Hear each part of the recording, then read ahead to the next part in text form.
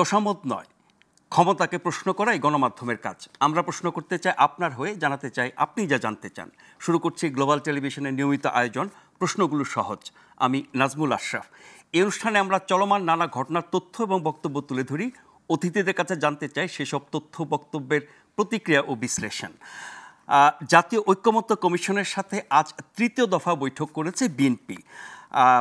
তৃতীয় দিনের বৈঠক শেষে বিএনপি স্থায়ী কমিটির সদস্য জনাব সালাউদ্দিন আহমেদ জানিয়েছেন তারা বেশিরভাগ বিষয়ে ঐক্যমত্য কমিশনের সাথে একমত হয়েছেন, তবে কিছু বিষয়ে তারা দ্বিমত করেছেন। এ পর্যন্ত 15টি রাজনৈতিক দলের সাথে আলোচনা করেছে জাতীয় ঐক্যমত্য কমিশন। আমাদের আজকের আলোচনার বিষয় সংস্কার প্রশ্নে বিএনপি এবং এনসিপির দূরত্ব কতটা। আলোচনার জন্য আমাদের স্টুডিওতে উপস্থিত আছেন জাহাঙ্গীরনগর বিশ্ববিদ্যালয়ের ভূগোল ও পরিবেশ বিভাগের অধ্যাপক ডক্টর নাহরিন ইসলাম খান, আপনাকে স্বাগত জানাচ্ছি, এবং এনসিপির যুগ্ম আহ্বায়ক অনিক রায়। অনিক, আপনাকে স্বাগত জানাচ্ছি। গ্লোবাল টেলিভিশনের পাশাপাশি এই অনুষ্ঠানটি একযোগে সম্প্রচারিত হচ্ছে আমাদের ইউটিউব চ্যানেল এবং ফেসবুক পেজেও। আলোচনা শুরুর আগে আজকে তৃতীয় দফা বৈঠক নিয়ে বিএনপি স্থায়ী কমিটির সদস্য জনাব সালাউদ্দিন আহমেদ কি বলেছেন, ঐক্যমত্য কমিশনের সাথে কোন কোন বিষয়ে তারা একমত হয়েছেন, কতটা দ্বিমত হয়েছেন, সেই বিষয়গুলো নিয়ে বিস্তারিত ব্রিফিং করেছেন। তার কিছুটা আমরা একটু শুনে নিই। একমত হয়েছে সেই সমস্ত বিষয়ে অনেক।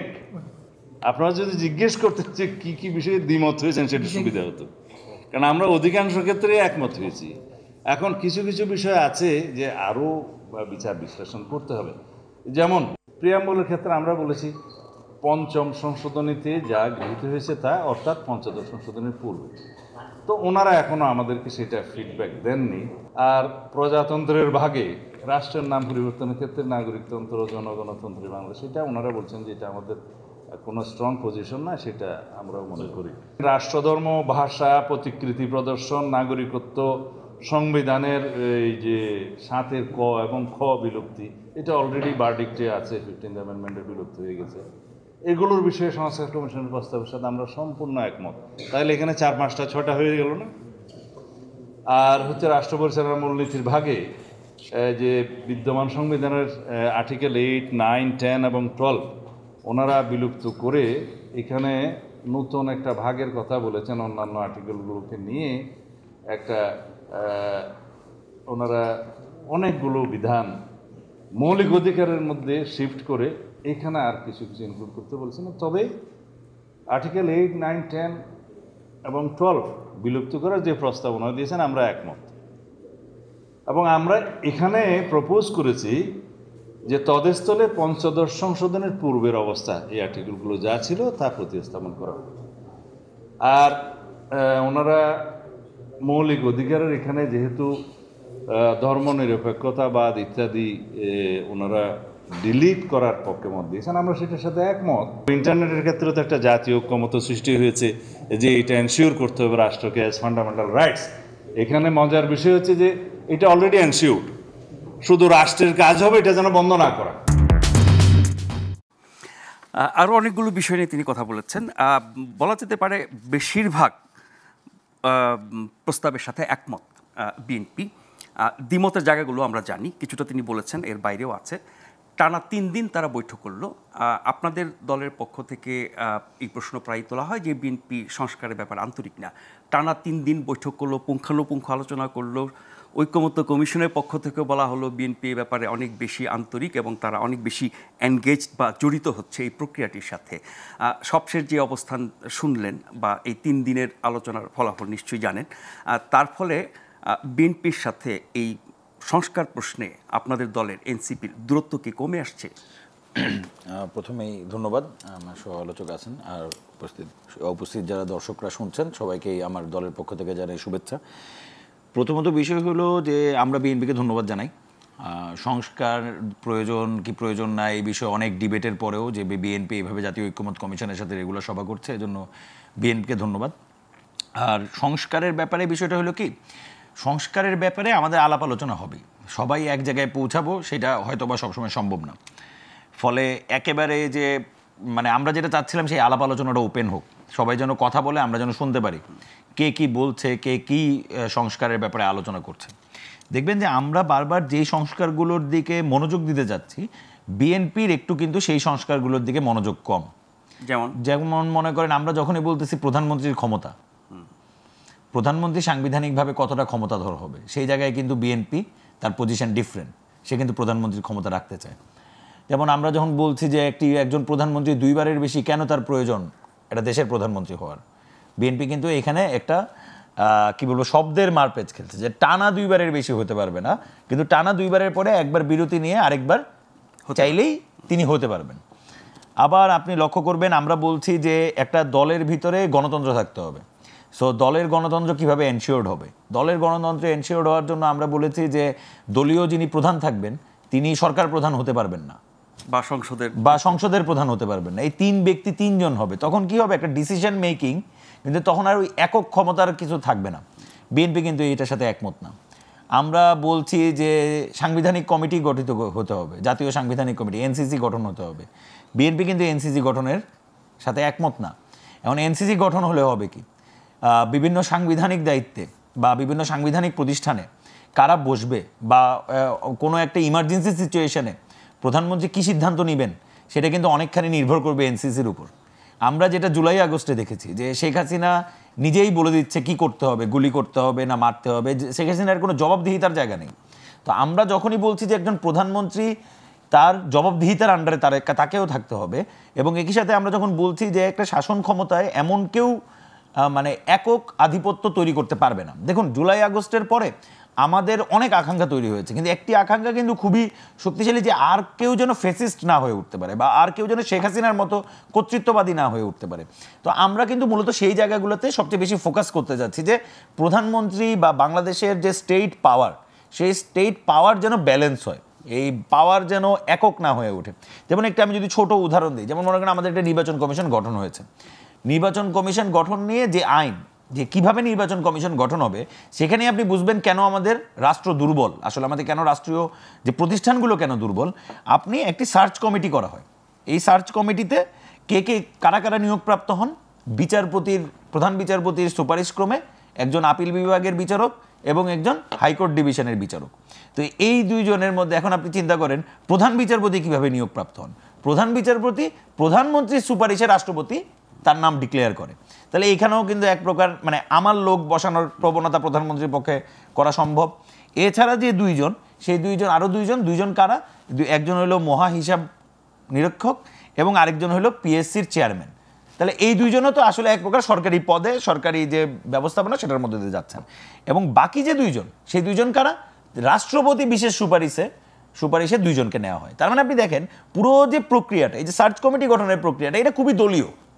যারা ক্ষমতায় আছে এটা তাদের দলীয়, কিন্তু নির্বাচন কমিশন তো এটা খুবই গুরুত্বপূর্ণ জায়গা, এটি স্বায়ত্তশাসিত প্রতিষ্ঠান। তাহলে এই স্বায়ত্তশাসিত সাংবিধানিক প্রতিষ্ঠানটি কিভাবে প্রধান নিয়োগ হবে, কিভাবে ইলেকশন কমিশন নিয়োগ হবে, সেটার কিন্তু কোনো মানে সবাই একমত হবে এরকম কোনো নিয়ম নেই। কিন্তু আমরা কিন্তু চাচ্ছি এই নিয়মগুলো তৈরি হোক। যখন একটা এনসিসি গঠন হবে, এটি সাংবিধানিক কমিটি গঠন হবে, সেখানে বিভিন্ন লেয়ারের মানুষ থাকবে, তারা আলোচনা করে ঠিক করবেন কে হবে প্রধান নির্বাচন কমিশনার। যেমন আপনি লক্ষ্য করবেন, এই যে আমি নির্বাচন কমিশনারের কথা বলছিলাম, নির্বাচন কমিশন নিয়োগ করার জন্য এই যে সার্চ কমিটি, এই সার্চ কমিটি কাদের খোঁজে তা কিন্তু বাংলাদেশে কেউ জানে না। কে কোন দল কার নাম প্রপোজ করে কেউ জানে না, কোনো ইন্টারভিউ হয় না। যেমন যদি হইতো যে আমি অনেক রায় আমাকে ইলেকশন কমিশনার করার জন্য বলা হয়েছে, তো আমার তো একটা ইন্টারভিউ হইতে হবে যে আমি আসলে এটার জন্য ক্যাপাবল কিনা। বাংলাদেশে কোনো ইন্টারভিউ নেই। আপনি সেম এজ দ্যাট লক্ষ্য করবেন দুদক, সেম এজ দ্যাট লাইক লক্ষ্য করবেন সব দিকগুলোর জায়গাতে। তো আমরা এই গণঅভ্যুত্থানের পরে আমাদের যে আকাঙ্ক্ষাগুলো, সেই আকাঙ্ক্ষাগুলোর মধ্যে কিন্তু একটা বড় আকাঙ্ক্ষা হলো বাংলাদেশে একটা গণতান্ত্রিক পদ্ধতিতে পরিচালনার যে রাস্তা, সেই রাস্তাটা যেন উন্মোচন হয়। আমরা যেটা গত 54 বছরে আমরা পাই নাই। আমাদের মহান মুক্তিযুদ্ধের পরে থেকে যদি লক্ষ্য করেন আপনি, এখন পর্যন্ত আমরা কোনো একটা স্টেবল ইলেকশন করতে পারি নাই। আমাদের প্রত্যেক নির্বাচনের জন্য আন্দোলন করতে হয়েছে। আপনি যদি লক্ষ্য করেন, আমরা মানে সোকল ডেমোক্রেসি পাইছি আমরা 90 সাল থেকে, আমরা যদি ধরে নেই যে স্বৈরাচার বিরোধী আন্দোলনের পরে আমরা একটা ডেমোক্রেসি পাইছি, কিন্তু আপনি দেখেন ঠিক 5 বছর পরে আন্দোলন করে ইলেকশন হইতে হয়েছে। বিএনপি একটা ইলেকশন করে ফেলছে, আওয়ামী লীগ আন্দোলন করছে, সেই সরকার পড়ছে, আবার ইলেকশন হয়েছে। এরপর থেকে আপনি লক্ষ্য করেন আমরা কখনোই একটা স্টেবল ডেমোক্রেসি পাই নাই।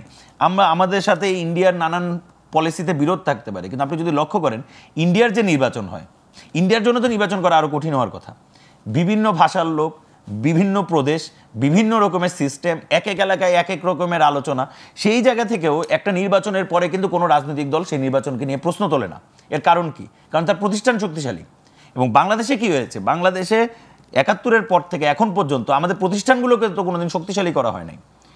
তাদের গণতন্ত্র তো অনেক পুরনো এবং বহু বছরের এই মানে চর্চার আপনি যদি ধরেন, আমরাও যদি চর্চার লাইনে বলি, আমরা যদি ৭২ থেকে ধরি, আমরা যে সংবিধানটা যদি আমরা ধরি, আমরাও তো ৫৪ বছর পার করলাম। আমাদের ৫৪ বছরের অ্যাচিভমেন্ট কি আসলে? আমরা তো একটা নর্মাল ডেমোক্রেটিক্যাল প্রসেস তৈরি করতে পারিনি। ফলে গণঅভ্যুত্থানের পরে আমাদের যে আকাঙ্ক্ষাগুলো, যে একটা ডেমোক্রেটিক্যাল পদ্ধতি তৈরি হবে, একটা ডেমোক্রেটিক্যাল পদ্ধতিতে ইলেকশন হবে, সবাই যেখানে একমত থাকবে, ইলেকশন কমিশন থেকে শুরু করে সবগুলো সাংবিধানিক জায়গা যেন শক্তিশালী হয়ে ওঠে। কারণ আপনি কিন্তু মানে জনে জনে গিয়ে মানুষকে ভালো করতে পারবেন না, যে আপনি এটা করেন, আপনি এটা করবেন না, আপনি ওটা করেন, আপনি ওটা করবেন না। আপনার কি করতে হবে? সিস্টেম ডেভেলপ করতে হবে, আপনার একটা প্রতিষ্ঠান শক্তিশালী করে দিতে হবে। আমরা নানান সময় বলতাম যে গেস্ট রুম কালচার হলো ছাত্রলীগ পরিচালনা করে, তো এই জন্য তো ছাত্র রাজনীতি নিষিদ্ধ করা যাবে না। এই জন্য যেটা করতে হবে, প্রক্টর অফিসটা শক্তিশালী হতে হবে। এটার জন্য যেটা করতে হবে, হল প্রশাসনকে শক্তিশালী হতে হবে, যে হল প্রশাসন এখানে গেস্ট রুম হইতে দিবে না। এখন আপনি হল প্রশাসনের শক্তিশালী করবেন না, আপনি মানে প্রবলেম সলভ করবেন না, কিন্তু মাথা ব্যথা থেকে মাথা কেটে ফেলবেন। মানে আমরা সমস্যার গোড়ায় যাচ্ছি না, বা স্থায়ী সমাধান, আমরা স্থায়ী সমাধানে যাচ্ছি না। আপনার কাছে আবার ফিরবো। ডক্টর নাহারুল ইসলাম খান, অনেকরা বেশ কয়েকটি গুরুত্বপূর্ণ বিষয় আনলেন, যে জায়গাগুলোতে দ্বিমত।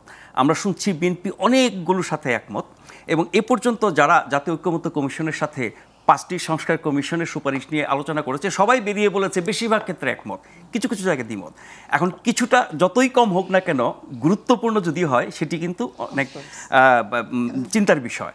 তো যেমন ধরেন কনস্টিটিউশনাল কাউন্সিলের প্রস্তাব, এবং তার মধ্য দিয়ে রাষ্ট্রের গুরুত্বপূর্ণ পদগুলোতে নিয়োগ, বিচার বিভাগ থেকে শুরু করে শাসন বিভাগ, সেই জায়গায় আপত্তির কারণটা কি? তার মানে হচ্ছে যেই প্রক্রিয়ায় যেভাবে আমরা দলীয় বিবেচনা, নিজেদের পছন্দের লোকজনকে বিভিন্ন প্রতিষ্ঠানে বসিয়ে সব কিছু নিজেদের নিয়ন্ত্রণে রাখার চেষ্টা করছি, সেই বৃত্ত থেকে কি আমরা বেরিয়ে আসতে চাই না? তার আগে নাজমুল ভাই একটা প্রশ্নের উত্তর আমাকে দেন। আমরা যে পরিস্থিতিতে আমরা এক্সপেক্ট করছি একটা নির্বাচন হবে, আপনি কি আশা করেন না নির্বাচন নিরপেক্ষ হবে? নিশ্চয়ই আশা করেন। অনেক আশা করে, আমি আশা করি, সবাই আশা করে। এটার জন্যই তো এই জুলাই এসেছিল, তাই না? তো এখন আমি যদি ভেবে থাকি যে নির্বাচন নিরপেক্ষ হবে, তাহলে বিএনপি যে যে জায়গাগুলো তাদের কমপ্লেইন দিচ্ছে, বা কিছু দ্বিমত, একটু দ্বিমত, অনেকখানি দ্বিমত, পুরোপুরি দ্বিমত বলছে, তাহলে নিশ্চয়ই বিএনপিরও মনে আশা আছে যে এটা নিরপেক্ষ নির্বাচন হবে। ধরেন আমি এক এক করে বলি, বিএনপি সবচেয়ে বেশি যেখানে কথা বলেছে সেটা হচ্ছে যে প্রধানমন্ত্রীর ক্ষমতা নিয়ে, এবং কে কয়বার প্রধানমন্ত্রী হতে পারবে, পরপর 2বার, তারপরে গ্যাপ দিয়ে 3বার, বা তারপরে যা, এটা নিয়েই তো দ্বন্দ্বটা বেশি হচ্ছে। তো নির্বাচন যদি নিরপেক্ষ হয়, তার মানে কি, আমি বিএনপিকে ভোট দিয়েছি, আপনি দিয়েছেন, অন্যরা দিয়েছে, একটা দল, মানে সবাই মিলে এটার একটা রিফ্লেকশন হয়েছে নির্বাচন। এখন যে দলটি জিতবে, সেটা বিএনপি হোক, এনসিপি হোক, যাই হোক, সেই দল জেতা মানেই হচ্ছে জনগণ তাকে চায়।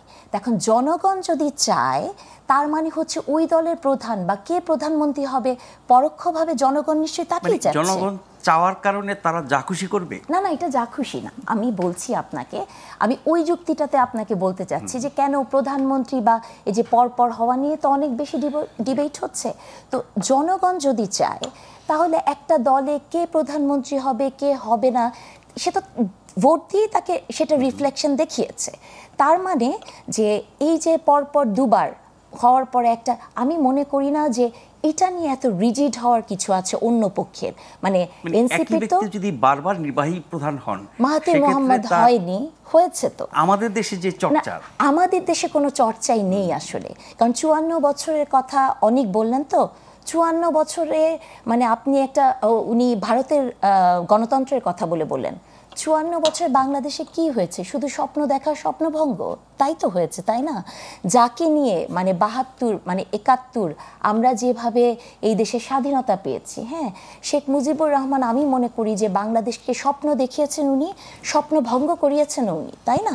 উনার হাত দিয়ে বাংলাদেশে আমাদের সবার স্বপ্ন ভঙ্গ হয়েছে। তো এই যে 54 বছর ধরে আপনি যেটা বলছেন যে আমরা তো কোনো সিস্টেমের মধ্যেই নাই, তো যখন আমরা একটি সিস্টেমের মধ্যেই নাই, তখন আসলে আমি এতটুকুই আশা করতে চাই যে নির্বাচন নিরপেক্ষ হবে, এবং আমি এনসিপিকে মানে আমি অনেককে একটা প্রশ্ন করতে চাই, এই যে আমরা বা অনেকরা গণতন্ত্র, নির্বাচন এগুলো নিয়েই শুধু কথা বলে না, সংবিধান, অনেকরা কি কখনো এই দেশের কৃষকের ভাগ্য নিয়ে কথা বলেছে? আলু চাষি যে কালকে হতাশ হয়েছে, এত আলুর উৎপাদন হয়েছে তার মুখে হাসি নেই, অনেকরা কি তাদের নিয়ে কথা বলে? তার মানে কি একটা রাজনৈতিক দল হওয়া মানেই কি শুধু আপনি নির্বাচন ক্ষমতা নিয়েই কথা বলবেন? আমি অনেককে বিনীতভাবে অনেকের কাছে জানতে চাই, হয়তো উপর থেকে ভাবছে জিনিসটা। আপনি যখনই উপর থেকে ভাববেন তাহলে বার্ড আই ভিউ বলে একটা কথা আছে না, উপর থেকে ভাবলে তো আপনি আরো বড় করে দেখবেন। আপনি কাছাকাছি সামনে থেকে দেখলেই তো ছোট করে দেখবেন, তো আপনি যখন বড় করে দেখছেন, গ্লোবাল স্কেলে দেখছেন, আপনি বড় স্কেলে দেখছেন, সেখানে আপনার কৃষক নাই, সেখানে আপনার আলু চাষি নাই, সেখানে কি শুধু বিএনপি ক্ষমতা? এটাই আমি অনেককে বিনীতভাবে, রাষ্ট্র ব্যবস্থাটা তো সব মানুষের জন্য। সেটাই। তাহলে দেখেন আজকে পর্যন্ত এনসিপি যতগুলো কথা বলছে সবই কিন্তু নির্বাচন সংস্কার এই কেন্দ্রিক, তাই না? আমি অনেকের কাছে জানতে চাই, নির্বাচনের কথা অনেকে দল কম বলছে, না মানে নির্বাচনে যদি বিরোধিতা করেন সেটাও তো নির্বাচনের কথা, মানে আমি বলছি কনসেপ্ট, আমি বলছি না যে আপনি পক্ষে বলছেন না বিপক্ষে বলছেন। আমি অনেকের কাছে বিনীতভাবে জানতে চাই, অনেক যে বলছে না যে ভারতের উদাহরণ দিলেন, তারপর উনি অনেক সেক্টরের কথা বললেন যে এটা দলীয়ভাবে হচ্ছে, কিন্তু অনেক আজকে যে পজিশনটা হোল্ড করছে ওনার দলে, অনেক কি নির্বাচিত হয়েছে, অনেক কিভাবে এই পজিশনটা পেল, এটার মধ্যে কতখানি গণতান্ত্রিক প্রক্রিয়া কাজ করেছে, এটা তো আমার জানতে ইচ্ছা করতেই পারে। এটা কিন্তু নির্বাচিত কমিটি না, আমি সেটাই বলছি যে আপনি বিএনপিরও তো আপনি যদি তাই বলেন, যে ধরেন খালেদা জিয়ার কথা যদি বলেন বা তারেক রহমানের কথা যদি বলেন, বা এগুলো তো সবই এই ধরনের, তাহলে উনার দলেও যদি এই প্র্যাকটিসটাই থাকে যে টপ কে হবে, এতগুলো কে হবে, আপনি কোনো নির্বাচনের প্রক্রিয়ার মধ্যে না গেলেন, আপনি সিলেকশন করলেন, ইলেকশন প্রক্রিয়া না গেলেন, সেটা কি গণতান্ত্রিক প্রক্রিয়া? সেটা কি গণতান্ত্রিক চর্চা? আমি তো আসলে তা মনে করি না। এনসিপির সাথে আসলে আমার যেটা মনে হয়, মানে আমি যদি আমার দৃষ্টিতে দেখি, আমার এটা আরও অনেক জায়গায় বলেছি, আমার কেন জানি মনে হয় এনসিপি একটা মানে চলমান এনসাইক্লোপিডিয়া। হ্যাঁ, ওনারা সবসময় খুব জটিল শব্দ নিয়ে কথা বলেন, নরম কি পন্থা, মানে যেগুলো খুব, তারপর দেখেন মানে অনেক নতুন নতুন ভাষা শব্দ শুনছি আমরা। কিন্তু আপনি যখন আমার কাছে আসতে চাবেন, যে শব্দটা আমার পরিচিত, সেই শব্দটাই তো আমাকে আসলে এক ধরনের আশার যোগান দেবে, একটা তাই না? জেনারেশনকে মাথায় রেখে বলেন, একটা জেনারেশন কি পুরো বাংলাদেশ? আমি ধরেন আমি তো জেনজি না, আমি কি তাহলে এক্সক্লুডেড হয়ে যাব? এই চিন্তা কি আমার মাথায় আসতে পারে না? এই চিন্তা তো আমার মাথায় আসতে পারে, তাই না? তাহলে আপনি শব্দ বলছেন ইনক্লুসিভনেস, আপনি সবাইকে আনছেন। আবার দেখেন উনারা যে বক্তব্যগুলো দেন, নারীটাও তো অনেক ইম্পর্টেন্ট একটা জায়গা। ওনারা অনেক কথা বলছে, ওনাদের একজন নেত্রী একটি টক শোতে বলেছেন যে নারীর পোশাকের জন্য ওনার অ্যানথ্রোপোলজিস্ট নিয়োগ করবেন, বায়োলজিস্ট কেন নিয়োগ করবেন আমি জানি না, মানে নারীর পোশাকের জন্য ওনারা আবার কমিটি বানাবেন। আবার ধরেন নারীর অংশগ্রহণ, আজকে এখানে একটা কথা বলতে চাই, যে নারীর যে অংশগ্রহণের কথা আমরা বলি, নারীর এই অংশগ্রহণটা কিন্তু মানে টোকেনিজম হতে পারবে না। ধরেন নারীর যে একটা সিভিক যে একটা স্পেস আছে, সেইখানে আপনি নারীকে নিলেন ঠিকই, প্রতিনিধিত্ব দেখাচ্ছেন, কিন্তু আমি নারী, আমি সেখানে কেমন করে যেতে চাই, আমি হিজাব পরে যেতে চাই, হিজাব ছাড়া যেতে চাই, আমি সোজা হয়ে বসতে চাই না বাঁকা হয়ে বসতে চাই, সেই ডিসিশনটা যখন একজন নারী নিতে পারবে, তখনই কিন্তু মানে নারীর অংশগ্রহণটা আসলে সার্বিক হবে, তাই না? আমরা এই নারীর বিষয়টাতে আপনার কাছে ফিরবো, তার আগে একটা ছোট্ট বিরতি নিতে হচ্ছে। আপনারা দেখছেন প্রশ্নগুলো সহজ গ্লোবাল টেলিভিশনে, ফিরে আসছে কিছুক্ষণের মধ্যে, আশা করছি সে পর্যন্ত আমাদের সাথেই থাকবেন।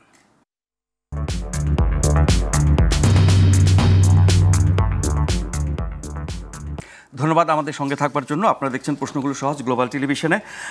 আমরা কথা শুনছিলাম প্রফেসর ডক্টর নাহরিন ইসলাম খান আপনার কাছে, আপনি নারী বিষয়ে কথা বলছিলেন, সেটা যদি শেষ করেন। জি, ওই যে সেটাই আসলে বলছিলাম, যে এই যে দেখেন নারী ইস্যুতেও কিন্তু আমরা এনসিপির কাছ থেকে, কারণ আমার তো আশা আছে যে এনসিপি একটা নতুন দল না, তারা অনেক প্রোগ্রেসিভ হবে, তাদের কাছ থেকে আমরা এই বিষয়ে ক্লিয়ার, কিন্তু যখনই ওনাদের নেত্রী এসে বলে দিলেন যে নারীর পোশাকের জন্য কমিটি হবে, তখন আমি আসলে একটু মানে ধাক্কা খেলাম এক ধরনের।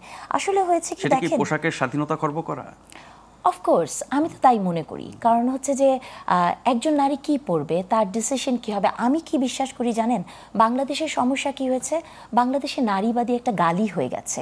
কারণ হচ্ছে নারীবাদী যে রিয়েল কনসেপ্টটা, সেটা থেকে আসলে আমরা অনেক দূরে চলে গেছি। বাংলাদেশের নারীবাদীটা কিন্তু আসলে এই দেশ, কালচার, এই কনটেক্সট থেকে মিলিয়ে একটা জগা খিচুড়ি বানানো। নারীবাদী মানেই হচ্ছে বাংলাদেশে একটা টেন্ডেন্সি আপনাকে পুরুষের মতো হয়ে যেতে হবে। কিন্তু আমি বিশ্বাস করি যে একজন নারী মানে হিজাব করে চরম নারীবাদী হতে পারেন, একজন পুরুষ আলখাল্লা পরে অনেক বড় দাড়ি রেখে নারীবাদী হতে পারেন, একজন নারী মিনিস্কার্ট পরেও নারীবাদী হতে পারেন। তো এই যে কনসেপ্টগুলোর মধ্যে ধারণার যে ভুলগুলো এখানে আছে এই সোসাইটিতে, যে আপনি যখনই আপনি মানে বাংলাদেশের সোসাইটিতে নারীকে আপনি কেমন করে দেখেন, এটার জন্য কোনো সোশ্যাল সায়েন্সের রিসার্চের দরকার নাই।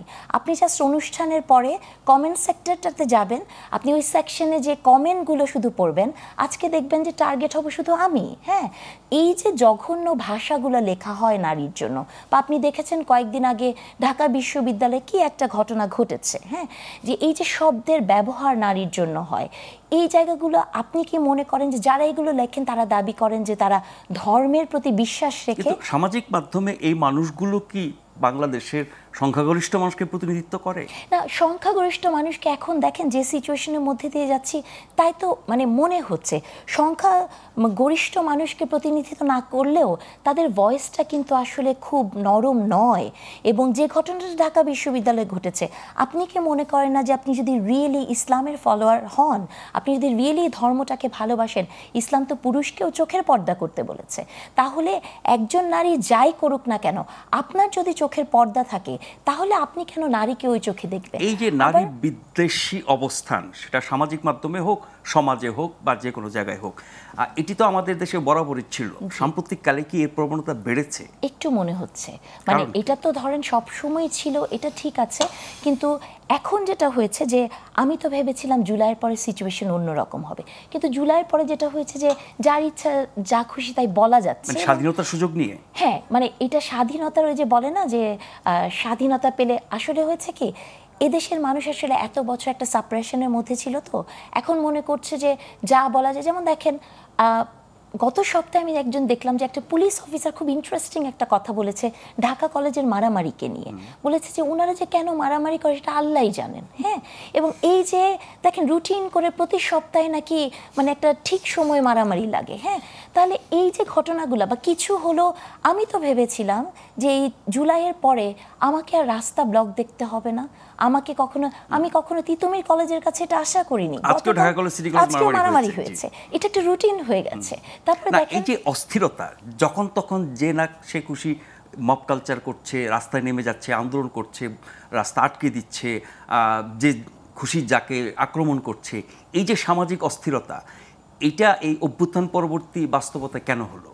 অভ্যুত্থান পরবর্তী বাস্তবতা আগে তো কি ছিল? আগে তো বাংলাদেশে ধরেন লিখিত বা অলিখিতভাবে মানে 95% মানুষই আওয়ামী লীগ এবং ছাত্রলীগ ছিল। হ্যাঁ, সে বিশ্বাস করুক আর না করুক, তাকে ওই ছায়াতলে থাকতে হয়েছে। তো তাদের ঘরানার কাজগুলা হতো। আর এখন যেটা হয়েছে যে সবাই ভাবছে কি যে আমার হাতে একটা পাওয়ার আছে, আমি বলতে পারি, খুবই ভালো। সমাজে যদি সবাই কথা বলতে পারে খুব ভালো, কিন্তু পরমত সহিষ্ণুতা এবং আপনাকে কোন জায়গায় থামতে হবে, এটাও তো এই সমাজে শেখার একটা জায়গা। তো 15 বছর আসলে আপনাকে এমন একটা জায়গায় নিয়ে গেছে যে আপনি আসলে ভাবছেন যে না, আমি তো আসলে এটা বলতেই পারি, এখন আমার বলার সময় এসছে। আরেকটা কথা যেটা আমি প্রচন্ড চাপের বিস্ফোরণ বা প্রতিক্রিয়া, মানে না পেতে পেতে হয় না, মরুভূমিতে এক ফোঁটা পানি পড়লে কি হবে, সাথে সাথে উধাও হয়ে যাবে পানিটা, তাই না? ওই অবস্থা হয়েছে। তবে ওই প্রসঙ্গে আমি একটা কথা বলতে চাই, একটু ডিফারেন্ট প্রসঙ্গে চলে গিয়েছিলাম, নারী রিলেটেড। আপনি দেখেন আসিয়ার কথা, কত কিছু শুনলাম আমরা না, কতদিনে যেন বিচার হবে বলেন তো? আমি তো এখন টাইম কাউন্ট করতে ভুলে গেছি। আসিয়া তাকে যে অবস্থার মধ্যে যেতে গেছে, আসিয়ার যে সামাজিক মানে ব্যাকগ্রাউন্ড, তার যে পরিবার, সেই আসিয়ারই যদি বিচার না হয়, এই দেশে মুনিয়ার বিচার হবে? আপনি বলেন হবে? আবার দেখেন এই দেশে আপনারা সাংবাদিকরা আপনারা কি করেন, ক্রমাগত কি লেখেন পত্রিকাতে, লেখেন যে শ্লীলতাহানি। আপনি চিন্তা করে দেখেন তো, যে মেয়েটি ধর্ষিত হয়েছে তার কেন শ্লীলতাহানি হবে? শ্লীলতাহানি তো হবে সেই লোকের যে ধর্ষণ করেছে। কিন্তু প্রতিনিয়ত সাংবাদিক সাংবাদিকরা, আমি অনেক বড় বড় নেতাদেরকেও দেখি, এই যে শব্দের ব্যবহারের প্রতি মানুষের কিন্তু শব্দ কিন্তু ইনডিরেক্টলি আপনার ভেতরে এক ধরনের ইনফ্লুয়েন্স ক্রিয়েট করে না। এই যে যেমন ধরেন একটা মহিলা, আমরা এই শব্দটা কত সুন্দর করে ব্যবহার করি, কিন্তু এটার যদি ব্যুৎপত্তিগত অর্থ আপনি দেখেন যে মহলের ভেতরে যে অন্তরীণ থাকবে, অসূর্য স্পর্শা, মানে মিনিংটাই কত খারাপ জায়গা থেকে এসছে, কিন্তু সেটার মধ্যে আপনি আবার ভদ্র লাগাচ্ছেন। সংস্কার কমিশনের যে রিপোর্ট দিল দুদিন আগে, তারা কিন্তু বলেছে যে নারী শব্দটি ব্যবহার করতে মহিলার বদলে, এমনকি শ্রম বিষয়ক সংস্কার কমিশনও এই নারীদের এই অবস্থানের কথা বলেছে। আপনি দেখেন যে এই যে শব্দগুলো আপনার কাছে মনে হতে পারে এটা একটা শব্দ, কিন্তু শব্দ দিয়ে কিন্তু মানে আমি মনে করি যে ধর্ষণ যেমন মুখ দিয়ে হয়, ধর্ষণ যেমন শরীর দিয়ে হয়, ধর্ষণ ভার্বালিও হয়, মুখ দিয়ে হয়, চোখ দিয়ে হয়। বাংলাদেশের নারীরা আমাদের মতো মেয়েরাও, যাদেরকে আপনারা ভাবেন খুবই পাওয়ারফুল শক্তিশালী নারী, তারাও কিন্তু পথে ঘাটে চোখ দিয়ে আমরা ধর্ষিত হইতো, তাই না? তো তাহলে হচ্ছে শব্দ ভেরি ইম্পর্টেন্ট। এটা আমি মনে করি যে বাংলাদেশে এটি রিয়েলি, এটা আপনাদেরকে জার্নালিস্টদেরকে এবং আমরা যারা মিডিয়াতে কথা বলি সচেতনভাবে শব্দের ব্যবহার করতে হবে। এই অভ্যুত্থানের পরে যে নতুন বাংলাদেশের কথা আমরা বলছি, যার কারণে অনেক কিছু পরিবর্তন করার কথা বলছি, সংস্কার প্রক্রিয়ার মধ্যে আমরা আছি, সেখানে মনে হয় যে সংবিধান, রাষ্ট্র কাঠামো, আইন বিভাগ, শাসন বিভাগ, বিচার বিভাগ বা বিভিন্ন প্রাতিষ্ঠানিক সংস্কার, সেগুলোর মধ্যে আমরা বেশি মনোযোগী হচ্ছি। দৈনন্দিন জীবনে আমাদের যে সমস্যাগুলো, সেগুলোতে আমরা কম মনোযোগ দিচ্ছি। এখানে শুধু খালি একটু আমি আরেকটা জিনিস অ্যাড করতে চাই, যে শব্দ নিয়ে যখন কথা বললাম, দেখুন আমাদের যে সাংস্কৃতিক উপদেষ্টা, আমি একদম সরাসরি বলতে চাই যে এই যে আমাদের মিডিয়াতে শব্দের যে এত মানে বিকৃতি হয়েছে, এটা কিন্তু উনার হাত দিয়ে হয়েছে। হ্যাঁ, আমরা কিন্তু তার আগে প্রমিত বাংলা ব্যবহার করতাম। আপনি দেখবেন আজকে যে আমি এখানে শুদ্ধ ভাষায় কথা বলছি না, আমাকে ট্রল করবে। মানে আপনি শুদ্ধ বাংলায় কথা বলতে পারছেন, এটাও একটা ট্রলিং হয় এখন। তাহলে এই যে পুরো সোসাইটিতে শব্দের ব্যবহার, আপনি ভাষা তো বাংলা তো এখন গরিবের ভাষা হয়ে গেছে। তো এগুলোর দিকে তো আমাদের দৃষ্টি দেওয়া দরকার। শুধু নির্বাচন আর সংস্কার নয়, এটাও সংস্কার। জি, নির্বাচন সংস্কার নিয়ে আমরা বেশি ব্যস্ত থাকছি সবাই। সেই জায়গায় আমাদের সামাজিক যেসব সমস্যা, প্রতিদিনকার সমস্যা, সেদিকে আমাদের নজর কম কেন? অনেক রায়। প্রথমত বিষয় হলো যেই কথাগুলো ম্যাডাম বললেন, এগুলো ম্যাক্সিমামই একদমই সত্যি কথা। আমাদের প্রথমত হলো, আমি যেটা বুঝি যে আপনি যখন একটা বৃত্ত আঁকবেন, বৃত্ত কত বড়ই হোক, সেটা সবচেয়ে গুরুত্ব হলো আপনি সেন্টারটা ঠিকমতো ধরতে পারছেন কিনা। আপনি যদি সেন্টার ঠিকমতো না ধরতে পারেন, আপনার বৃত্তটা বৃত্ত হবে না, ওটা ছোট বৃত্ত হোক আর বড় বৃত্ত হোক।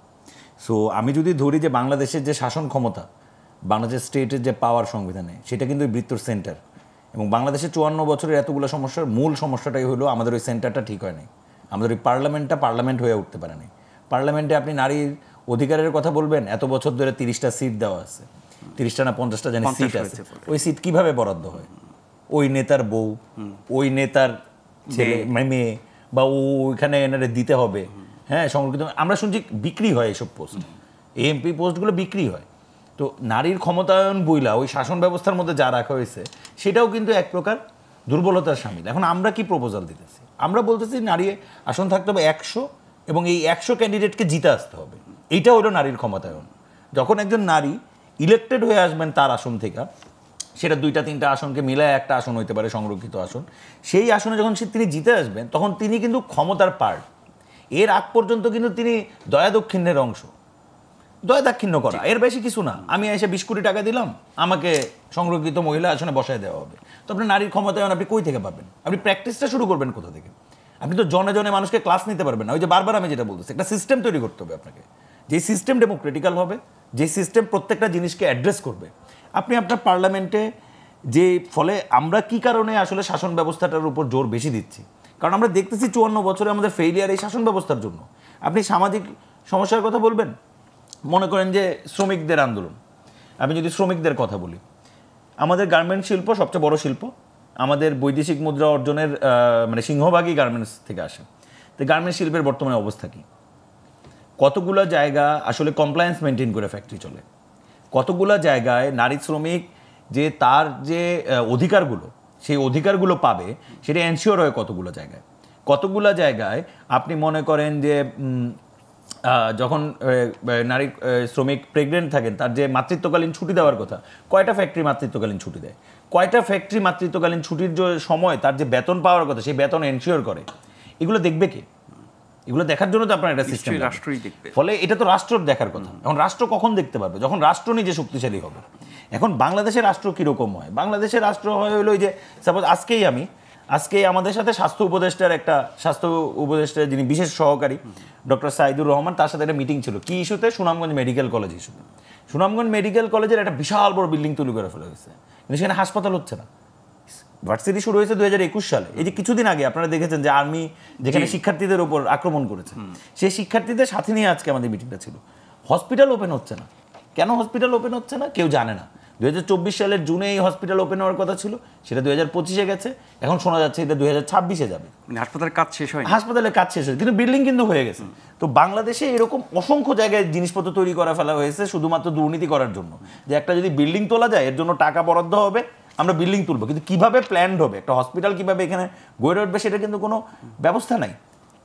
তো এই যে বাংলাদেশের সিচুয়েশন, এই যে বাংলাদেশের টোটাল ফেইলিয়ার বিভিন্ন জায়গায় দেখেন, আমরা কি মনে করি? আমরা মনে করি বাংলাদেশের সবচেয়ে বড় ফেইলিয়ার হলো আমাদের অর্থনৈতিক অবস্থা। বাংলাদেশের মানুষের অর্থনৈতিক যে ভিত্তি, সেই অর্থনৈতিক ভিত্তি কিন্তু খুবই দুর্বল, এবং অর্থনৈতিক ভিত্তি দুর্বল হওয়ার কারণে আপনি দেখবেন যে আমাদের মেজরিটি পিপল অলওয়েজ সাপ্রেসড অবস্থায় থাকে, এবং যখন মেজরিটি পিপল সাপ্রেসড অবস্থায় থাকে তখন ওর মাথার মধ্যে ঢুকাই দেওয়াটা সহজ, যে ওই যে লোকটা ভদ্রলোক, ওর জন্য তোর সমস্যা হচ্ছে। ও খুব ইজিলি এটা ধারণ করে যে হ্যাঁ হ্যাঁ এইটার কারণে সমস্যা হচ্ছে। তখন আপনি নারী দেখাবেন, এই যে নারীদের দেখ কোটা দেয়, ওরা চাকরি পায়, এটাই আসলে সমস্যা, কারণ ও তো সাপ্রেসড। সো সাপ্রেসড অবস্থায় ওনার সব কিছুকেই মনে করে সব কিছুই তার প্রতিপক্ষ। তা আপনি সাপ্রেশন দূর করবেন কিভাবে? গণঅভ্যুত্থানের অন্যতম একটা বড় বিষয় হলো মানুষের উপর থেকে সাপ্রেশন যাবে। আমরা এখানে লক্ষ্য করেছি বেশ কিছু ঘটনা, যেমন দেখবেন যে আপনি গণঅভ্যুত্থানের পরেই মানুষের মধ্যে হঠাৎ করে একটা মানে কিছু মানুষের মধ্যে, আমি বলতে পারতেছি না যে একবারে টোটাল বাংলাদেশের জনগোষ্ঠীর উপর, এটা কিছু মানুষের মধ্যে একটা আকাঙ্ক্ষা চলে আসলো যে আমি যা বলবো তাই তো, আমি কষ্ট করছি না, আমি লড়াই করছি না, আমি ফাইট করছি না। তো দেখেন সেই সময়টাও কিন্তু পার করা গেছে, পার করে একটা অবস্থায় আসা গেছে। আমাদের ল অ্যান্ড এনফোর্সমেন্টের তো অবস্থা ঠিক ছিল না। এই যে যেমন কিছুদিন আগে শ্রমিক আন্দোলনে ছাত্রনেতাদের উপর আক্রমণ করে পুলিশ, সেই সময় পুলিশ যখন একজনকে গ্রেপ্তার করে থানায় নিয়ে যাচ্ছিল, তাকে কি জিজ্ঞেস করছিল জানেন? এটা কিন্তু খুবই অ্যালার্মিং। পুলিশ জিজ্ঞেস করছিল যে 5ই আগস্টের আগে কয়টা পুলিশ মারছিস তুই? ফলে পুলিশের মেন্টালিটিটা চিন্তা করেন। আমরা যা ভাবতেছি যে এখন পুলিশ ভালো, মেন্টালিটিটা কিন্তু আসলে ওইরকম না। মেন্টালিটিটা কিন্তু তার ভিতরে তার যেই মানে প্রতিশোধ স্প্রিয়া, সেটা কিন্তু কাজ করতেছে আজকে নাহলে কালকে, কোনো দিনে সে কিন্তু এটা প্রকাশ করবে। এই যে আমাদের সামাজিক ডাইনামিক্স, এবং গত 15 বছর শুধু না, আসলে মানে গত 15 বছরের দোষ দিলাম নাই, যখন একটা লম্বা সময় ধরে একটা দেশে ডেমোক্রেটিক্যাল সিচুয়েশন না চলে, একটা দেশে যখন ডেমোক্রেটিক্যাল পলিসি না চলে, তখন সমাজের মধ্যে নানান রকম ডাইনামিক্সের ঝামেলা তৈরি হবে। এটা তো স্বাভাবিক, কারণ আমার দেশে ডেমোক্রেসি নাই। সো আমার কি করতে হবে? আমার বিভিন্ন গোষ্ঠীর মধ্যে ঝামেলা পাকায় রাখতে হবে, বিভিন্ন গোষ্ঠীকে বিভিন্ন জিনিস দিয়ে উস্কায় রাখতে হবে, তাহলে তারা তাদের ওই ঝামেলাগুলো নিয়ে ব্যস্ত থাকবে। আমি কিন্তু এখানে ক্ষমতায় আরাম করে বসে থাকবো, আমি আমার মতো ব্যবসা বাণিজ্য করবো, আমি আমার মতো সব কিছু করবো। গণতন্ত্র একেবারেই ছিল না, এটা কি বলা সঠিক? আসলে তো ছিল না। আপনি কি মনে করেন গণতন্ত্র ছিল? মানে গণতন্ত্র বলতে গণঅভ্যুত্থানের পরে পরপর 4টি ভালো নির্বাচনের মাধ্যমে, আমরা কি ভালো নির্বাচন কি হয়েছে? 4টি আমরা যদি ধরি 91 সালের নির্বাচন, আমি আপনার সাথে ভালো নির্বাচন বাংলাদেশে আমি আপনার সাথে এবার হিসাব করি। আপনি গণতন্ত্র বলতে শুধু তো নির্বাচন না, 91 এর নির্বাচন হলো, 96 এর ঘটনা কি? বিএনপি একা নির্বাচন করে ফেললো, আন্দোলন হলো, সরকার পতন হলো, তারপর নির্বাচন হলো। ট্রানজ্যাকশন কিন্তু স্মুথ না। যদি ভুল করে না থাকি, একমাত্র 2001 এর নির্বাচন একটা স্মুথ ট্রানজ্যাকশনের মধ্য দিয়ে গেছে।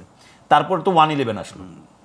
না, আমি বলছি যে মানে আমাদের ক্ষমতার যে ভারসাম্য হয়তো মানের দিক থেকে কম, কিন্তু গণতন্ত্র একেবারেই ছিল না। গণতন্ত্র মানে তো শুধু ভোটটা না। আপনারা দেখেন, আমাকে প্রত্যেকবার আন্দোলন করতে হয়েছে গণতন্ত্রের জন্য, আমার প্রত্যেকবার ইলেকশনের জন্য আন্দোলন করতে হয়েছে। আমাদের পলিটিক্যাল পার্টিগুলো কোনোদিন কোনো প্রকার মানে এটাতে আসতে পারে নাই, কমিটমেন্টে আসতে পারে নাই যে আমাদের পাওয়ার ট্রানজ্যাকশন এইভাবে হবে। সো এটা কুইট সিম্পল, 5 বছর হবে, 4 বছর হবে, আমরা এই পদ্ধতিতে নির্বাচন করব।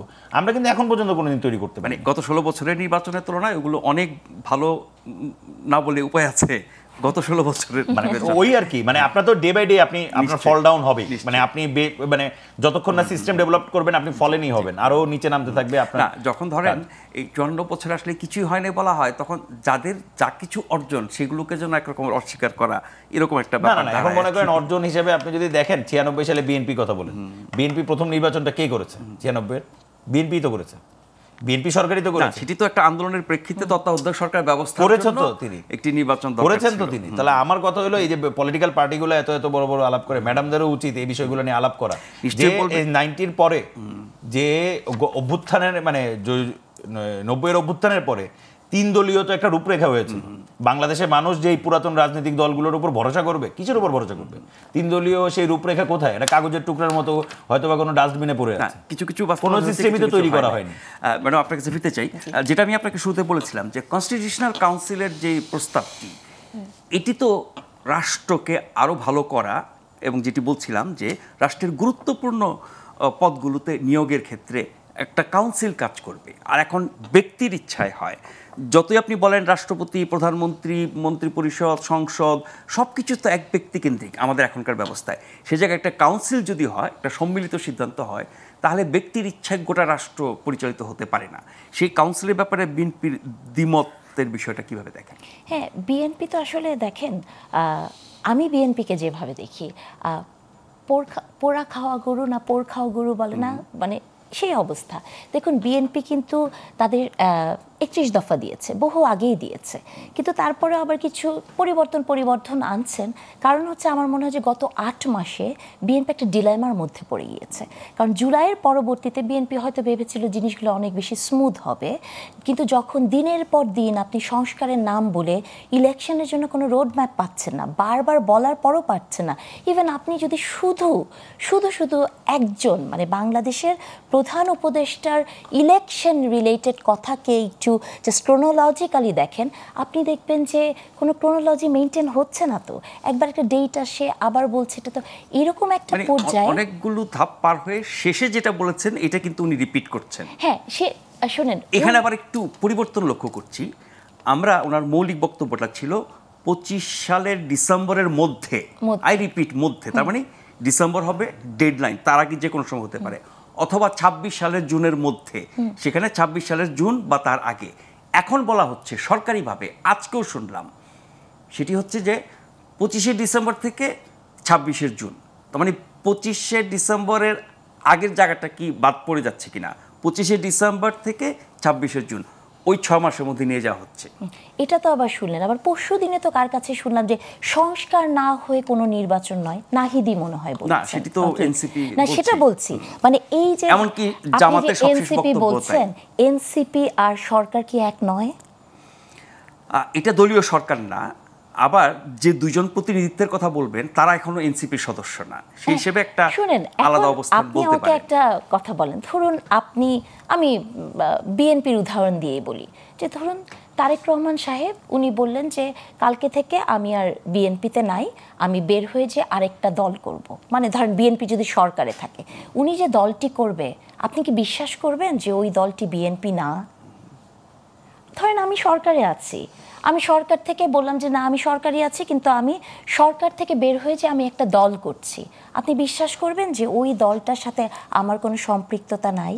ওই দলটা যখন গঠিত হয়েছে সেখানে যদি উপদেষ্টা যারা আছেন এই মুহূর্তে তারা থেকে থাকেন, আপনি কি করে ভাববেন? এবং প্রধান উপদেষ্টাও তার কোনো না কোনো বক্তব্যে বলেছেন যে এই ছাত্ররা একটি দল করবে, উপদেষ্টাদের মধ্যে থেকে একজন বলেছে যে নাহিদ ইসলাম একদিন প্রধানমন্ত্রী হবেন। তাহলে আপনি কি করে বলেন যে এনসিপি এবং সরকার আলাদা? আমি তো এদের শুভাকাঙ্ক্ষী যদি বলি, এটা ধরে আমি একটু উত্তর দিতে পারি? হ্যাঁ, নিশ্চয়ই, আমি একটু নিশ্চয়ই। ধরে দিলে অনেক ভালো হয়। সময় আছে, অনেক। আমার মনে হয় যে বিএনপির সাজেশনে কয়জন উপদেষ্টা হয়েছে আপা, ওইটা একটু আপনার মনে আচ্ছা, জানতে নিশ্চয়ই হবে। আপনি বলবেন। হ্যাঁ, কারণ প্রত্যেকটা রাজনৈতিক দলের সাজেশন নিয়েই, প্রত্যেকটা রাজনৈতিক দল আমি তো সাজেশন আবার- মানে ব্যক্তি সাজেশন আমি নিয়ে তো আবার যারা এগুলো এই জিনিসটি তৈরি করা আচ্ছা হয়েছে। ঠিক আছে, Right. হ্যাঁ। আমি তো আবার মানে অনেকের কাছে যেমন ধরেন যদি সেটাও বলি তাহলে আরো কি simple যদি বলি, আচ্ছা, আমরা তো আমি বলি জাতীয় একটু সরকার অনেক- offer করছিলাম, আমি একটু BNP বলি, কেন রাজি হয়নি? আমি একটু বলি, সেটাও একটু বললেন আমি আপা। একটু বলি না, বিষয়টা হচ্ছে যে ধরেন আপনি এই যে উনি বলছেন যে বিএনপির রেকমেন্ডেশনেও হয়েছে অনেক, আবার তো দেখেন যে কালকে না পরশু একজনকে নিয়ে খুব কথা হচ্ছে না যে তিনি আওয়ামী লীগের মানে মদতপুষ্ট ছিলেন। তার মানে আমার কাছে কেন জানি মনে হয় যে অনেকেই এই সরকারে আছেন গেছেন মানে বা প্রশাসনে বলা হয় না যে কয়েকদিন আগে তো ওনারাই বলেছেন যে বিএনপি হচ্ছে কি এই সরকার বা সরকারের সবাই নাকি বিএনপিকে সাপোর্ট করছে, তার মানে প্রধান উপদেষ্টাও বিএনপি ছিল যে প্রশাসনে বিএনপির প্রভাব অনেক বেশি, সে কারণে সুষ্ঠু নির্বাচন। এবং ইন্টারেস্টিং বিষয় হচ্ছে যে আমার কাছে কি মনে হয় জানেন, আমি যদি গবেষণার চোখ দিয়ে বলি, আমার কাছে মনে হয় যে এই প্রশাসনে দায়িত্ব নিয়ে বলছি 70% জামাত আর হচ্ছে আপনার 70% আওয়ামী লীগের বি টিম আর 30% হচ্ছে জামাত, এটা আমার কাছে মনে হয়। হ্যাঁ, প্রশাসনে প্রশাসন না, সরকারে না, প্রশাসন দায়িত্বশীল জায়গাগুলোতে। এখন বিএনপি নাই তাহলে? না, বিএনপি আছে কিন্তু খুবই কম জায়গাতে আছে আমার মনে হয়। তবে বিএনপি আছে এটা প্রমাণ করার জন্য আপনারা খুব চেষ্টা করেন, এটা আমার কাছে মনে হয় যে মিডিয়া একটা সার্চ লাইট দিয়ে ধরেন বিএনপি যে আছে, বিএনপি যেগুলো করছে দেখেন, মানে না শুনেন, মিডিয়া গত 15 বছর কি করেছে এটা নিয়ে আর কথা নাই বলি, ঠিক আছে? বরং মিডিয়ার বিরুদ্ধে একটা অভিযোগ আছে, বর্তমান সরকার এবং এনসিপির দ্বারা প্রভাবিত, এরকম অভিযোগ শুনি। হ্যাঁ, তো এনসিপি আর মিডিয়া দ্বারা যদি মানে মিডিয়া যদি এনসিপি দ্বারা প্রভাবিত হয় তাহলে তো বিষয়টা তো একই হলো। আমি যে কথা বলছি সেটাই, যে এনসিপি যদি বিএনপির বিরোধিতা করে তাহলে মিডিয়া করছে বিএনপির বিরোধিতা। যুক্তিবিদ্যায় তো তাই বলে। মানে আপনি যদি বলেন যে মিডিয়া কন্ট্রোল বাই এনসিপি এবং সরকার, এনসিপি তো অভিযোগ আসে না, আমি বলছি যে যদি এই অভিযোগটাকে আমি সত্য বলে মেনে নেই তাহলে এই যে অভিযোগটা হলো তার মানে কি এনসিপি তো সারাদিন বিএনপির বিরোধিতা করছে, এজন্য ইনডিরেক্টলি মিডিয়া বিএনপির বিরোধিতা করছে। যুক্তিবিদ্যার কথা বলছে আমি, কিন্তু এটা কোনো ফ্যাক্ট বলছি না, আপনার কথা যুক্তি খণ্ডন করছি যুক্তিবিদ্যা দিয়ে। এখন যেটা হচ্ছে যে এগুলো কথা যদি বাদ দেই, যে প্রসঙ্গে ছিলাম, এবং আপনি বলছেন বিএনপি কিন্তু এখন একটা কথা বলছে না যে প্রধানমন্ত্রী এবং তারা কিন্তু চাচ্ছে প্রেসিডেন্টের ক্ষমতাও বাড়ানো। আচ্ছা, প্রধানমন্ত্রী প্রেসিডেন্টের বিষয়টাতে আসবো, আরেকটা বিরতির সময় হয়ে গেছে, আরেকটা ছোট্ট বিরতি নিয়ে ফিরে আসছি, এবারও আপনাদের সাথে পাবো আশা করছি।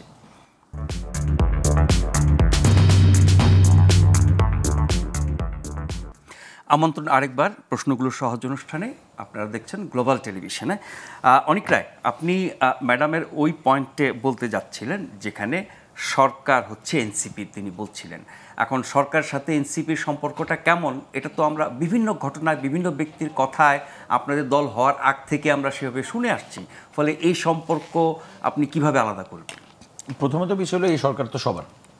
কিছুদিন আগে মির্জা ফখরুল ইসলাম আলমগীর, আমি যদি সবাইকে সমানভাবে ওন করছে, এখন আমি ভুল করে না থাকলে মনে হয় না কেউ দ্বিমত করছে। মির্জা ফখরুল ইসলাম আলমগীরের কমেন্ট দেখুন, তিনি বলছেন যে ডক্টর ইউনূস সফল হবেন, তার উপর আমাদের বিশ্বাস রয়েছে, এই সরকারের উপর আমাদের বিশ্বাস রয়েছে।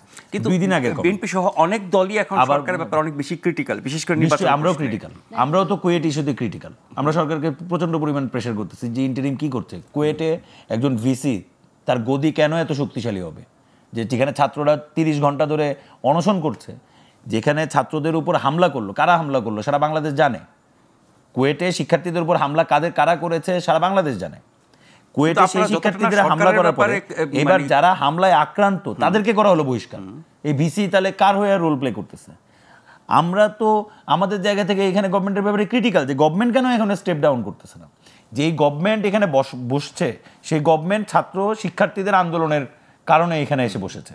তাহলে এই শিক্ষার্থীরা যারা কিছুদিন আগে জুলাই আগস্টে আন্দোলন করেছে, আমার ছোট ভাই আছে কুয়েটে, তারা এখন অনশন করছে, তো গভর্নমেন্ট কেন ব্যবস্থা নিচ্ছে না? গভর্নমেন্টের ব্যবস্থা নিতে এত সময় লাগবে কেন? অলরেডি 36 ঘন্টা পার হচ্ছে, কালকে বিকাল 4টা থেকে না 3টা থেকে অনশন শুরু হয়েছে। তা আমরাও তো গভর্নমেন্টের ব্যাপারে ক্রিটিক্যাল, আমরাও তো আমাদের ক্রিটিক্যাল জায়গায় কোনো জায়গায় যেই জায়গায় আমরা ক্রিটিক্যাল আমরা তো সেই জায়গায়। কিন্তু আপনাদের দল হওয়ার পর থেকে যদি প্রায় 2 মাস, এই সময়ে আপনারা সরকারের ব্যাপারে যদি দুটো বিষয়ে ক্রিটিক্যাল হয়ে থাকেন, 10টা বিষয়ে আপনারা বিএনপির ব্যাপারে। আচ্ছা, এখন আপনি দেখেন, একটা হলো দল হিসেবে আমরা এখন একটি ফেজে আছি, যে ফেজে আমরা সবগুলো রাজনৈতিক দল জাতীয় ঐক্যমত কমিশনের আন্ডারে তাদের আলাপ আলোচনা নেগোসিয়েশনের মধ্যে আছে যে সংস্কারগুলো কিভাবে হবে। প্রথম এখানে প্রশ্ন একটি যে সংস্কার কোন সংস্কারগুলো আমরা করব। আমাদের আহ্বায়ক ক্লিয়ারলি বলেছে যে মৌলিক সংস্কার করতে হবে প্রথমত। যদি সব সংস্কারও না করা যায়, মৌলিক সংস্কার ব্যতীত নির্বাচন, আসলে সেই নির্বাচন কোনো ফল নিয়ে আসবে না। বলছেন আপনার বিচার এবং মৌলিক সংস্কার। আওয়ামী লীগের বিচার তো মাস্ট, এটা তো ফার্স্ট অফ অল। মানে এটা আমাদের হতাশা, এটা আমাদের ইন্টারিমের উপর হতাশা। শেষ করে এখন পর্যন্ত না বিচারটা কোনটা? একটা বিচার হইলো বিচারের দৃশ্যমানতা তো আমাকে দেখতে হবে। এখন পর্যন্ত কোনো বিচারের দৃশ্যমানতা দেখা গিয়েছে? বিচারের তো কোনো দৃশ্যমানতা দেখা যাচ্ছে না। আমরা তো এই জায়গায়ও সরকারের সাথে ক্রিটিক্যাল সিচুয়েশনে আছি যে কি কারণে স্পেশাল ট্রাইব্যুনাল হলো, প্রসিকিউটর নিয়োগ হলো, তাহলে বিচার কেন ফাস্ট হচ্ছে না, মানে শুরু কেন হচ্ছে না? চিফ প্রসিকিউটর কিন্তু বলেছেন যে বিচার একটা প্রক্রিয়া যেটি আইন কানুন মেনে চলতে হয়, চলতে হবে, সমস্যা নাই। দরকার পড়লে 12 ঘন্টা থেকে 24 ঘন্টা অফিস করবে, দরকার পড়লে 12 ঘন্টা থেকে 24 ঘন্টা অফিস করবে, বা আদালতের সংখ্যা বাড়াবে, আদালতের সংখ্যা বাড়াবে। আমি যদি দেখি আমার এখানে দুর্বলতা আছে, আমার 2টা আদালত হচ্ছে না, আমি 20টা আদালত বানাবো। আমার যদি দেখি যে সময় কোলাচ্ছে না, 12 ঘন্টা জায়গায় 24 ঘন্টা কাজ করব। তারা কি মানে যখন আন্দোলনের ফসলে তারা ওইখানে গিয়ে বসেছে, ওই চিফ প্রসিকিউটর তো এমনি এমনি ওইখানে বসে নাই, আন্দোলনের ফসল হিসেবে তিনি ওইখানে গিয়ে বসেছে। ফলে তার কাছে তো ম্যান্ডেট আছে কাজ করার, তিনি কাজ করবেন না কেন? আমরা তো প্রসেস তো নিশ্চয়ই থাকবে, সংখ্যা বাড়াবে, জনবল বাড়াবে, কি বাড়াতে হবে তারা বাড়াবে, এটা তো তাদের সরকারি কাজ। সেই কাজগুলো তো দুর্বলতা হচ্ছে। ফলে সরকারের ব্যাপারে যে আমরা ক্রিটিক্যাল না তা কিন্তু না, কিন্তু আমরা বলছি যে কোনগুলো জায়গায় আমাদের বিএনপির সাথে ডিবেট হচ্ছে। কেন বিএনপির সাথে ডিবেট হচ্ছে? নির্বাচন একটা বড় বিষয়। কারণ নট নির্বাচন, কারণ পয়েন্ট অফ সংস্কার, পয়েন্ট অফ রিফর্ম, যে আমাদের রিফর্মগুলো কি হবে। তো এটা তো খুবই স্বাভাবিক বিষয়। রিফর্মের এজেন্ডায় যারা বিএনপির সাথে যুগপৎ আন্দোলনে ছিল তাদেরও তো অনেকজনের বিএনপির বাইরে গিয়ে মতামত রয়েছে। মানে যারা বিএনপির সাথে রিফর্ম মানে যুগপৎ মুভমেন্টে ছিল, মানে এই ফেসিবাদ বিরোধী আন্দোলনের সময়, তাদেরও তো রিফর্মের ব্যাপারে বিএনপির বাইরে গিয়ে এজেন্ডা রয়েছে, বিএনপির বাইরে গিয়ে প্রস্তাবনা রয়েছে, আলোচনা রয়েছে। এখন মিডিয়ার কারণে এনসিপিকে গুরুত্ব দেওয়া হচ্ছে বা বিএনপিকে গুরুত্ব দেওয়া হচ্ছে, আমাদের দুইজনের এই জিনিসটাকে বেশি করে দেখানো হচ্ছে। কিন্তু আপনি দেখেন, আমি যদি ভুল করে না থাকি, আরও অন্যান্য অনেকগুলো রাজনৈতিক দল আছে যাদের রিফর্মের আইডিয়াস ডিফারেন্ট আছে, রিফর্মের পলিসি ডিফারেন্ট আছে। ফলে সেটা তো হবে, এক এক দলের এক এক অবস্থা। এখন পর্যন্ত যে সভাগুলো হচ্ছে জাতীয় ঐক্যমত্য কমিশনে, সবগুলো কিন্তু জাতীয় ঐক্যমত্য কমিশনের সাথে। কিন্তু আমরা তো চাচ্ছি প্রত্যেকটা রাজনৈতিক দল একটা আরেকজনের সাথে সভা করুক, জাতীয় ঐক্যমত্য কমিশনের উপস্থিতিতে প্রত্যেকটা রাজনৈতিক দল বসুক, সবাই সবার পজিশনগুলো বলুক। আমরা চাই সেই প্রোগ্রাম লাইভ টেলিকাস্ট হোক, বাংলাদেশ দেখুক বিএনপি কোন পয়েন্টে কি বলে, আমরা কোন পয়েন্টে কি বলি, সেই অনুযায়ী সামনে নির্বাচন হবে। সমস্যা কি? সমস্যা তো নেই। আমরা বলতে চাচ্ছি যে একটি গণঅভ্যুত্থান হয়েছে, এই গণঅভ্যুত্থানের পরবর্তী সময়ে যেভাবে রাষ্ট্রকে চালানো দরকার ছিল, যেভাবে রাষ্ট্র যেই উপায়ে নামার কথা ছিল, সম্পূর্ণভাবে সেইভাবে নামতে পারে নাই। এই জায়গায় ইন্টারিমের ব্যর্থতা রয়েছে, এই ব্যর্থতা ইন্টারিম নিশ্চয়ই নিবে। আমরা এখন পর্যন্ত একটু ইন্টারাপ্ট করি আপনাকে, যে অনেক ক্ষেত্রে দেখি যে এই সরকারের ব্যাপারে যখন কোনো ক্রিটিসিজম হয়, আপনাদের দলের কেউ না কেউ সরকারের পক্ষ হয়ে কথা বলছে, মানে তাকে ডিফেন্ড করছে। যদি সবার সরকার হয় করে থাকে সেটা ব্যক্তিগতভাবে, এটা দলীয় হিসাবে না। দেখেন, আমরা যারা রাজনীতি করছি, এখন রাজনীতিতে এসেছি, আমরা আপনি ধরতে পারেন যে গত 14-15 বছরে বাংলাদেশে এই গণঅভ্যুত্থানটি তো একটু ডিফারেন্ট। গণঅভ্যুত্থানটি ডিফারেন্ট বেশ কয়েকটা ফ্রেম থেকে। প্রথমত একটা ডিফারেন্ট, বাংলাদেশে এর আগে যতগুলো আন্দোলন হয়েছে সবগুলো আন্দোলনের পিছনেই কোনো না কোনো সংঘবদ্ধ রাজনৈতিক দল ছিল। এই আন্দোলনের পিছনে সংঘবদ্ধ রাজনৈতিক দল ছিল না, বা এই আন্দোলন গড়ে তোলার ব্যাপারে কোনো সংঘবদ্ধ রাজনৈতিক দল ছিল না। আমরা কারা ছিলাম? আমরা ছিলাম ক্যাম্পাসে, আমরা বিভিন্ন ছাত্র সংগঠন করেছি, আমরা বিভিন্ন সময়ে শেখ হাসিনার বিরুদ্ধে লড়াইয়ে নেমেছি, ছাত্রলীগের বিরুদ্ধে লড়াইয়ে নেমেছি। তো আমরা মাইর খেয়েছি, দেখা গেছে ক্যাম্পাসে আমরা 20-25 জন 30 জন মিছিল করি, বেশি মানুষ আমাদের সাথে আসে না, কিন্তু তাও আমরা সেই কাজটা কন্টিনিউ করে গিয়েছি। তখন আমার সাথে নাহিদের সম্পর্ক, আমার সাথে নাহিদের তো সেই মিছিলের সম্পর্ক, আমার সাথে মাহফুজের বিয়া সম্পর্কটা কি? ওই মিছিলের সম্পর্ক, ওই মিছিলগুলোতে আমরা একসাথে হেঁটেছি।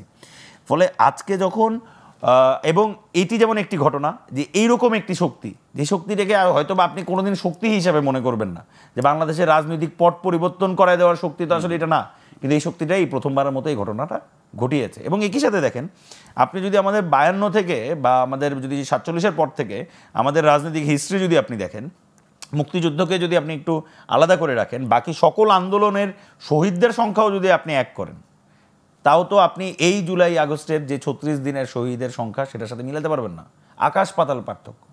ফলে এই আন্দোলনটা তো ডিফারেন্ট, এবং এই আন্দোলনটা হয়তো বা ডিফারেন্ট হয়েছে কারণ এটা কোনো সংঘবদ্ধ রাজনৈতিক শক্তি দ্বারা তৈরি ডিফারেন্ট হওয়ার কারণেই এর ফলাফল এবং প্রত্যাশা এবং যা কিছু করার চেষ্টা সবাই মিলে করছে সেটাও ডিফারেন্ট, রাইট? এত লার্জ স্কেলে সংস্কার কখনো ভাবা যায় না, কিন্তু আমরা কিন্তু ভাবছি। কেন ভাবছি? কারণ আমাদের একটা রাজনৈতিক পলিসিতে যাইতে হবে। বাংলাদেশকে যদি বাংলাদেশের আপনি কৃষক বলেন, শ্রমিক বলেন, সকল জায়গার যদি আপনি সমস্যাগুলো সমাধান, তো আপনি ওভারনাইট করতে পারবেন না। যে সমস্যাগুলো 20 বছর 25 বছর 30 বছর ধরে গড়ে উঠেছে সেগুলো আপনি ওভারনাইট চেঞ্জ করতে পারবেন না। কিন্তু আপনি যদি একটা সিস্টেমে নিতে পারেন, একটা প্রক্রিয়ার মধ্যে ঢুকাতে পারেন, তাহলে নিশ্চয়ই একটা সার্টেন টাইম পরে এক একটা সমস্যা এক একটা সার্টেন টাইম পরে শেষ হয়ে আসবে। নিশ্চয়ই।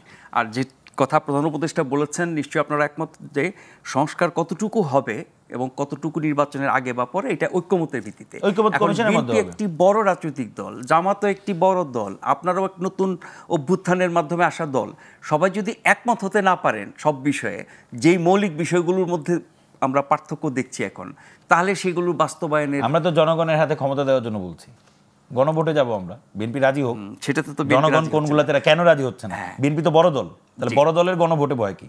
জি, আমরা শেষ পর্যায়ে চলে আসছি ম্যাডাম, আপনাকে দিয়ে শেষ করব যে সংস্কারের যেগুলোর ব্যাপারে সবাই একমত হবে বা যে সংস্কার প্রস্তাবগুলো শুনে মানুষ আশাবাদী হচ্ছে যে রাষ্ট্রের একটা বড় ধরনের পরিবর্তন ঘটবে, সেগুলো কোনো একটি দলের উপরে যদি নির্ভর করে, যে দলটি ধরে নিচ্ছি যে কোনো দল আগামী নির্বাচনে জিতবে, তাদের হাতেই যদি জিনিসটা পড়ে যায়, তাহলে সবার প্রত্যাশার একটা আশাভঙ্গ বা এই যে অভ্যুত্থান পরবর্তী সুযোগটা এসছে রাষ্ট্রের বড় ধরনের সংস্কার, সেটি কি হাতছাড়া হয়ে যাবে না? অবশ্যই হবে, কিন্তু আপনি আমাকে বলেন যে সংস্কার যে শব্দটা আমরা বলি, হ্যাঁ, আপনি এখন পর্যন্ত জুলাই থেকে আজকে পর্যন্ত যদি দেখেন, মানে সংস্কারের কত ধরনের ফর্ম আমরা দেখলাম, কিন্তু মৌলিক সংস্কার বলে যে একটা বিষয় ছিল, কয়েকটা জিনিস, 3-4টা জিনিস, এটার মধ্যে কি কারো কোনো দ্বিমত ছিল না। কিন্তু ধরেন আপনি সংস্কার করার কথা বলছেন, পরবর্তীতে আসলো গণভোটের কথা, এরপরে আসলো হচ্ছে মন্ত্রী পরিষদ পরিচালিত সংসদ হতে হবে, নতুন নতুন সব ফর্মুলা আসছে এক এক দিন। তো যখন নতুন নতুন এক একটা জিনিস আসছে, এই মুহূর্তে কি দরকার ছিল বলেন? আইন শৃঙ্খলা, নির্বাচন। এখন আমি তো মনে করি যে গণতন্ত্রের পূর্ব শর্ত হচ্ছে নির্বাচন, কিন্তু দেখেন নির্বাচন না পেতে পেতে অবস্থাটা কোন জায়গায় বলা হচ্ছে, অনেকরা বলছেন যে একই ব্যবস্থায় যদি নির্বাচনে আচ্ছা, গিয়ে আমরা আবার একটা সরকারে ছোট যাই, জিনিস তাহলে বলে আগের রাখবো। মতোই ফলাফল পাবো। অনেক একটু আপনার কথা কথাটাই বললাম আমি। এই যে নির্বাচন যে গণতন্ত্রের পূর্ব শর্ত, এই বিষয়টা আলাদা। আমি মজা করে বলতাম যে বাংলাদেশের মানুষ গণতন্ত্র বলতে কি বুঝে, 5 বছর পর পর নির্বাচন, মানে ওই 5 একটাই বছরে জিনিস। একদিন। গণতন্ত্র যে কত বড় শব্দ, কত বড় স্পেস, বাট যাত্রাটা সেটা কিন্তু ধরতে পারে। যাত্রাটা কিন্তু কিন্তু আচ্ছা, নির্বাচন আমি একটু is not the কথা only বলি, way. হ্যাঁ, সেই যাত্রাটা শুভ হলে এনসিপি পরে সমস্যাটা কি বাদবাকি- জানেন? আমি এনসিপির সাথে আসলে টকশোতে আসতে চাই না। এনসিপি Sorry, কখনো আপনাকে কথা বলতে দিবে না। গতকালও একই ঘটনা please বলেন, ঘটেছে। please বলেন। সেটা হচ্ছে, এটা উচিত না আসলে। হ্যাঁ, পরমত সহিষ্ণুতাটা একটা না, না, খুব, আমি just একটা আমি একটু বলি, পরমত সহিষ্ণুতাটা একটা অনেক বড় বিষয়। আপনার ক্রিটিসিজম থাকতে পারে, সেটা শুনতে হবে এবং শুনে কথা বলতে হবে। এটা আসলে ওদের একটু রক্ত গরম, এটা হতে পারে। তো কোন প্রসঙ্গে ছিলাম আসলে ভুলে গেলাম। ওই যে নির্বাচনের মাধ্যমে এই যে কথাটা বলে না যে নির্বাচন আসলে গণতন্ত্র না, কিন্তু নির্বাচন গণতন্ত্রের পূর্ব শর্ত। 5 বছর পর পর যদি আমি ভোট না দিতে পারি, আমার অধিকার আমি জানাতে না পারি, আপনি কি মনে করেন যে তাহলে তো শেখ হাসিনার মতোই হয়ে গেল যে একজনই দেশ চালাবে, ভোটের দরকার নেই, খুব ভালো চলছে, এটা কি গণতন্ত্র? তাহলে পৃথিবীতে কোনো দেশে আর কোনোদিন ভোট হতো না। আপনি ভোটকে এত ছোটভাবে দেখতে পারেন না। এবং আসলে হয়েছে কি, নিয়মিত ভোট হলে পরে অন্য অনেক কিছু উপরে তার ইতিবাচক প্রভাব পড়ে। অফকোর্স। এবং আপনি দেখেন সমস্যাটা যেটা হয়েছে যে জেনজিরা তো এখন পর্যন্ত ভোট দিয়ে, কারণ আমি আমার জীবনে একবার ভোট দিয়েছি, তো এরা তো আসলে কোনোদিন ভোট দেয়নি, এটা তো আমার ধারণা। সো ভোট যে কি, ভোটের যে আনন্দ, ভোট দেওয়াটা যে কত বড় নিজেকে এমপাওয়ার্ড করা, এই অনুভূতিটা তো তাদের হয় নাই। কারণ একটা নেশনের জীবন থেকে ভোট আপনি কেড়ে নিয়েছেন, তাদের ব্রেইনের মধ্যে ওই জিনিসটা নাই।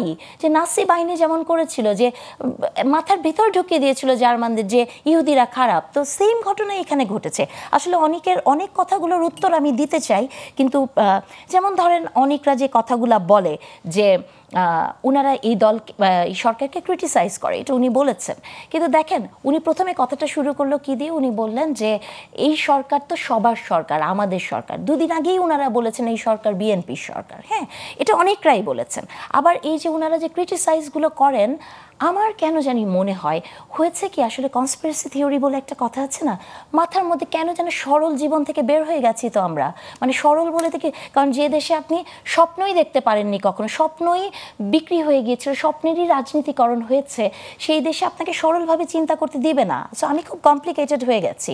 আমার কমপ্লিকেটেড মন কি বলে জানেন? যে ওনারা যে ক্রিটিসাইজগুলো করেন এই মুহূর্তে এই সরকারের, এটাও কিন্তু এই সরকারের ক্ষমতায় থাকাকে প্রলম্বিত করার জন্যেই আমার মনে হয়।